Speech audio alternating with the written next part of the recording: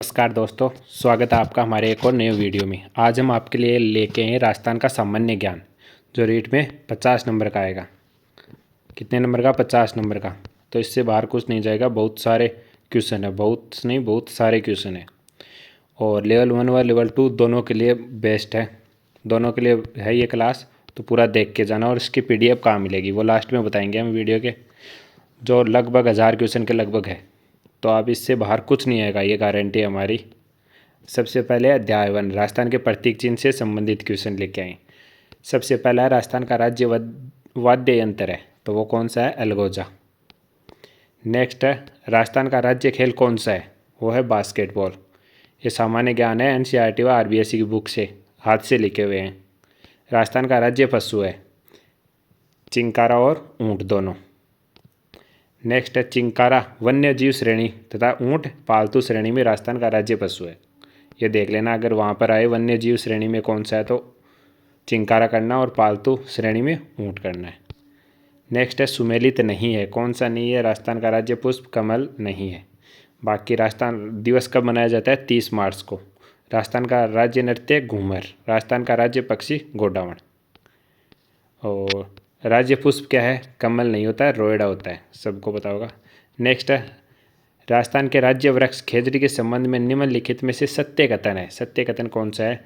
उपयुक्त सभी। खेजड़ी को राज्य वृक्ष का दर्जा कब दिया गया? 31 अक्टूबर 1983 को। इसका वानस्पतिक नाम प्रोसोपिस सेनेरिया है। ये भी पूछते हैं। खेजड़ी को रेगिस्तान का कल्पवृक्ष, समी वृक्ष, जांटी, राजस्थान का गौरव तथा सीमलो भी कहा जाता है। बहुत मेहनत से बनाया गया है ये।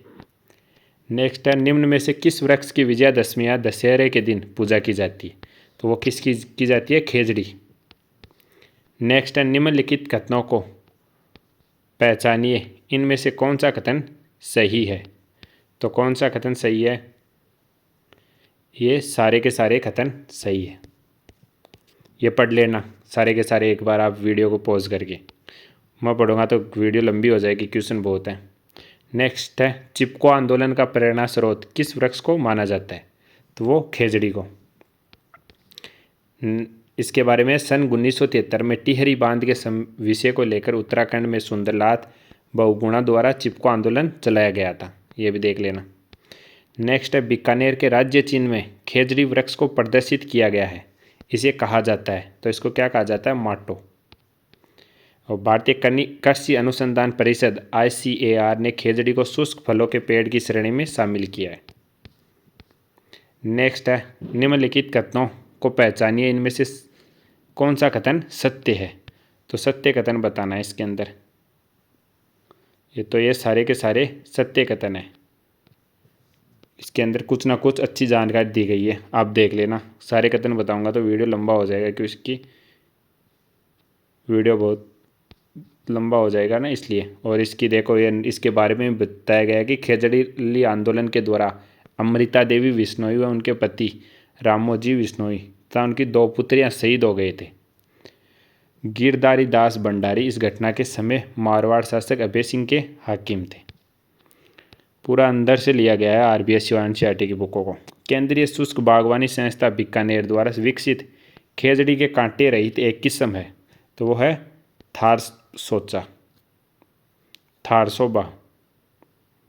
कौन सी? थारसोबा। सन 1991 में खेजड़ी वृक्ष को बचाने हेतु चलाया गया अभियान कौन सा है? ऑपरेशन खेजड़ा। नेक्स्ट है निम्न में से किस माता के प्रतीक के रूप में खेजड़ी वृक्ष का पूजन किया जाता है? तो वो शीतला माता का। खेजड़ी वृक्ष तोमर वंश तथा परमार वंश का आराध्य वृक्ष है। ये भी शानदार क्वेश्चन है, याद रखना। नेक्स्ट है जोधपुर के रामासनी गांव में सन 1604 ईस्वी में निम्न में से किस महिला ने खेजड़ी वृक्ष की रक्षा हेतु बलिदान दिया? तो वो कौन थी? गोरा और कर्मा। सन 1700 ईस्वी में पोलावास गांव मेड़ता नागौर में पड़ता है, जो में वुंचोजी ने वृक्षों की रक्षा हेतु अपनी गर्दन कटवा ली थी। ये भी देखना, कहीं से भी क्वेश्चन आ सकता है, लेकिन इस हमारे जो ये PDF या हम क्वेश्चन करवा रहे हैं ना, इससे बाहर नहीं आएगा। खेजड़ी वृक्ष के पत्तियों को कहा जाता है, क्या कहा जाता है? लूम या लूंग। खेजड़ी को हरियाणवी तथा पंजाबी भाषा में जाटी, कन्नड़ भाषा में बन्ना बन्नी और सिंधी भाषा में छोकड़ा, तमिल भाषा में पेमे विश्नोई संप्रदाय द्वारा समीवृक्ष तथा स्थानीय भाषा में सिमलो कहा जाता है। सोहन चिड़िया, हुकना, मालमोरनी, गुराइन, गुदनेमेर किस पक्षी के उपनाम है? तो ये किसके है? गोडावण के। गोडावण को ग्रेट इंडियन बस्टर्ड तथा शर्मिला पक्षी भी के नाम से भी जाना जाता है। गोडावण का वैज्ञानिक नाम क्या है? तो क्रायोटिस नाइग्रिसेप्स। नेक्स्ट है, गोडावण को राज्य पक्षी का दर्जा कब दिया गया? तो कब दिया गया? 1981 ईस्वी में। गोडावण पर 1 नवंबर 1980 को 2.30 पैसे का डाक टिकट जारी किया गया। शानदार क्वेश्चन है। कब किया गया? 1 नवंबर 1980 को। और किस पर? गोडावण पर। राजस्थान के किस प्रमुख उद्यान में मुख्य रूप से गोडावण पक्षी पाया जाता है? तो राष्ट्रीय मरु उद्यान में। सोरसेन या बारा तथा सोकलिया अजमेर में भी गोडावण पक्षी पाया जाता है। इसका प्रजनन केंद्र है माचिया, जोधपुर है। नेक्स्ट है, राष्ट्रीय मरु उद्यान जैसलमेर बाड़मेर में प्रोजेक्ट ग्रेट इंडियन बस्टर्ड को कब लॉन्च किया गया? तो वो किया गया 5 जून 2013 को। प्रोजेक्ट ग्रेट इंडियन बस्टर्ड को लॉन्च करने वाला देश का पहला राज्य राजस्थान। नेक्स्ट है, IUCN द्वारा जारी रेड डाटा बुक में गोडावण को दुर्लभ प्राणी की सूची में कब शामिल किया गया? तो 2010 में। इसे भारतीय वन्य जीव संरक्षण अधिनियम 1972 की अनुसूची 1 में रखा गया है। नेक्स्ट है, गोडावण के संरक्षण हेतु राज्य सरकार, भारत सरकार तथा भारतीय वन्य जीव संस्था के मध्य एक त्रिपक्षीय करार के तहत गोडावण कृत्रिम प्रजनन सेंटर कहाँ बनाया गया है? तो वो कहाँ बनाया गया? समक्षेत्र जैसलमेर में। गोडावण सेवण घास में अंडे देता है। गोडावण का प्रिय भोजन क्या है? तारा मीरा। नेक्स्ट नोट, गांधीनगर गुजरात में संयुक्त राष्ट्र पर्यावरण कार्यक्रम के तहत 15 से 22 फरवरी 2020 को आयोजित 13वें कोप शिखर सम्मेलन में गोडावण को विलुप्त हो रहे जीवों की प्रवासी पक्षियों की संरक्षण सूची में शामिल किया गया है। अभी विलुप्त हो रहा है ये। राजस्थान के राज्य पुष्प रोइडा का वानस्पतिक नाम क्या है?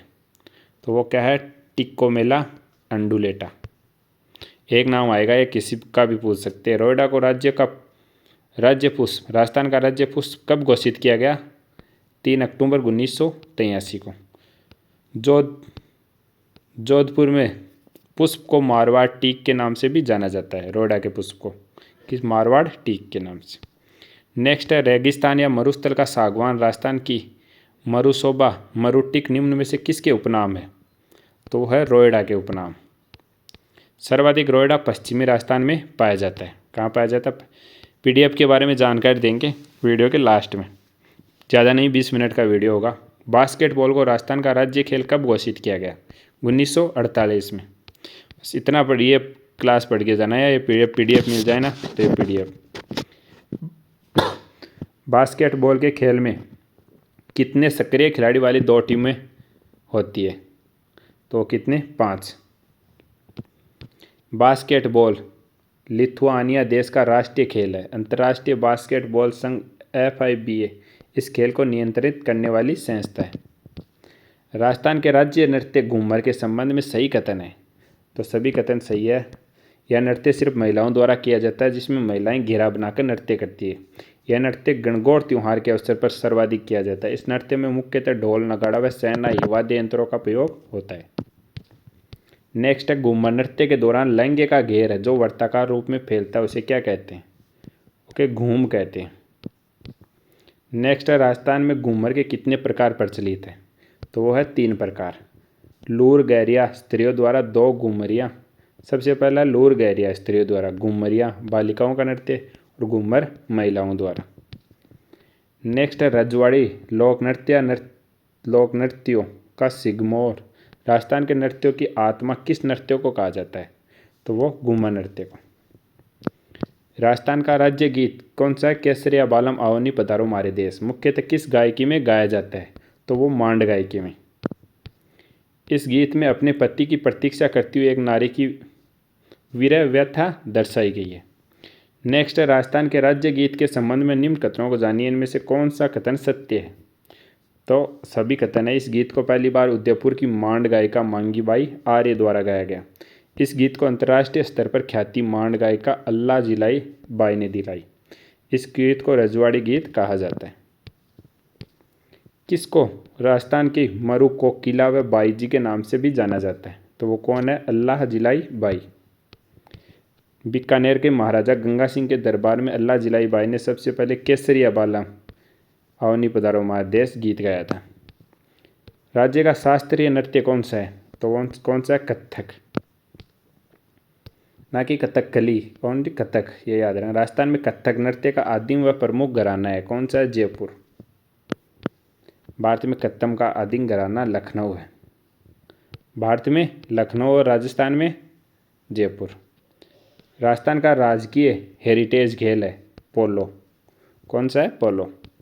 निम्न में से असत्य कथन पूछा है। सूर्यमल मिश्रण ने अपनी रचनाओं में पिंगल भाषा का प्रयोग किया। ये असत्य है। पिंगल का नहीं, डिंगल भाषा का प्रयोग किया था। और राजस्थान का राज्य कवि सूर्यमल मिश्रण है। सूर्यमल मिश्रण के द्वारा वीर सतई नामक ग्रंथ की रचना की गई। इनकी अन्य महत्वपूर्ण रचनाएं वंश भास्कर, बलवंत विलास तथा समर जाट हैं। नेक्स्ट है, राज्य का लोकवाद्य कौन सा है? तो कौन सा है? अलगोजा। अलगोजा सिर वाद्य की श्रेणी में आता है। इसके प्रख्यात वादक रामनाथ चौधरी है। नेक्स्ट है, राजस्थान की राज्य मिठाई है घेवर। घेवर फिणी आती है ना, सकरात पे आती है ज़्यादातर, तो घेवर। राजस्थान दिवस कब मनाया जाता है? 30 मार्च को। 30 मार्च 1949 को जयपुर, जोधपुर, बीकानेर तथा जैसलमेर को मिलाकर वृहद राजस्थान बना। इस कारण 30 मार्च को राजस्थान दिवस मनाया जाता है। नेक्स्ट है, किस समिति की सिफारिश पर जयपुर को राजस्थान की राजधानी बनाया गया? तो वो किसकी? सत्यनारायण राव समिति की सिफारिश पर। 30 मार्च 1949 को जयपुर को राजस्थान की राजधानी घोषित किया गया। याद रखना, 30 मार्च 1949 को। नेक्स्ट है, जरविल नामक चूहे द्वारा राजस्थान के किस प्रमुख वृक्ष को नुकसान पहुंचाया जा रहा है? तो वो रोयडा को। नेक्स्ट है, विलुप्त होती जाति का वह प्राणी जिसे वन्य जीव श्रेणी का राज्य पशु घोषित किया गया वह है? तो वो कौन सा? चिंकारा। चिंकारा को राज्य पशु कब घोषित किया गया? 22 मई 1981 को। नेक्स्ट है, गजेला बनेटी किस वन्य जीव का वैज्ञानिक नाम है? वो चिंकारा का। चिंकारा मुख्यतः राष्ट्रीय मरु उद्यान जैसलमेर, बाड़मेर तथा नाहरगढ़ अभ्यारण्य जयपुर में पाया जाता है। इसे छोटा हिरण के उपनाम से भी जाना जाता है।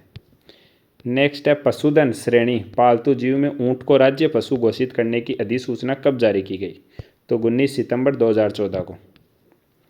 नेक्स्ट है, पशुधन श्रेणी यानी पालतू पशु में ऊंट को राज्य पशु का दर्जा कब दिया गया था? वह दिया गया था 30 जून 2014 को।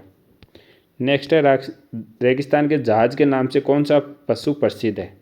तो वह है ऊंट, रेगिस्तान का जहाज ऊंट। नेक्स्ट है, मरुस्थल के जहाज ऊंट का वैज्ञानिक नाम। एक ना एक वैज्ञानिक नाम पूछेगा, रोयडा का पूछ ले, ऊंट का पूछ ले, चिंकारे का पूछ ले, किसी का भी। तो कैमिलस डेमेटेरियस। जैसे ऊंट का याद रख से, ऊंट को इंग्लिश में कैमल बोलते हैं, तो कैमिलस डेटेरियस।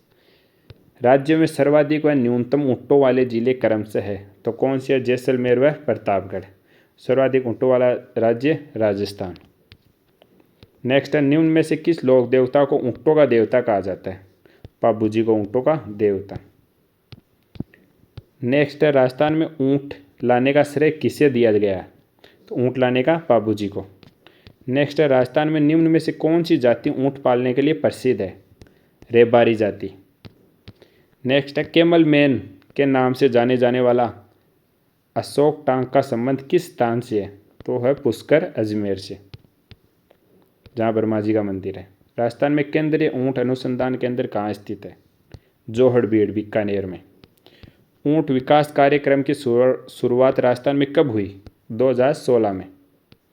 राजस्थान में निरंतर घट रही ऊँटों की संख्या पर रोक लगाने हेतु 2 अक्टूबर 2016 से यह योजना लागू की गई है। इस योजना में ऊँटनी के ब्याने पर उसमें उत्पन्न मादा नर बच्चे की आयु अनुसार 10,000 रुपये की कुल आर्थिक सहायता दी जाती है। देख लो। हाल ही में राजस्थान के मुख्यमंत्री अशोक गहलोत ने कब राजस्थान ऊँट संरक्षण योजना को मंजूरी प्रदान की? तो वो कब की? 14 नवंबर 2022 को। इस योजना में पशु चिकित्सक द्वारा मादा ऊँट व बच्चे को टैग लगाने के व पहचान पत्र देने के बाद ऊँट पालक को 5,000 रुपये की आर्थिक सहायता। हर पहचान पत्र के लिए पशु चिकित्सक को 50 रुपये, ऊँट के बच्चे 1 वर्ष पूर्ण होने पर दूसरी किस्त के रूप में 5,000 रुपये की सहायता, यानी टोटल 10,000 रुपये, यानी ऊँट पालक को कुल 10,000 रुपये की आर्थिक सहायता। इस योजना हेतु 2.60 करोड़ रुपये के वित्तीय प्रावधान की मंजूरी है। ये थे 57 क्वेश्चन। इससे आगे के क्वेश्चन होंगे पार्ट सेकंड में, यानी अगली क्लास में। तो वीडियो कैसा लगा वो कमेंट में बताना। और इसकी PDF टेलीग्राम चैनल का लिंक दिया हुआ है, लेकिन वो तभी मिलेगी जब इस पर 2,000 व्यू आएंगे। 2,000 का टारगेट है। अगर वो पूरा होते ही इसके टेलीग्राम, इसके डिस्क्रिप्शन बॉक्स में टेलीग्राम लिंक है, वहाँ से आप ज्वाइन कर लेना, वहाँ पर इसकी PDF मिल जाएगी। ये क्वेश्चन है, बहुत सारे 1000 क्वेश्चन है, इसके बाहर कुछ नहीं आएगा, एक PDF पढ़ लेना आप। चलो मिलते हैं नेक्स्ट पार्ट में, और जल्दी से अपने दोस्तों के साथ शेयर भी करना, ताकि 2,000 व्यू आने पर आपको इसकी PDF मिल जाएगी।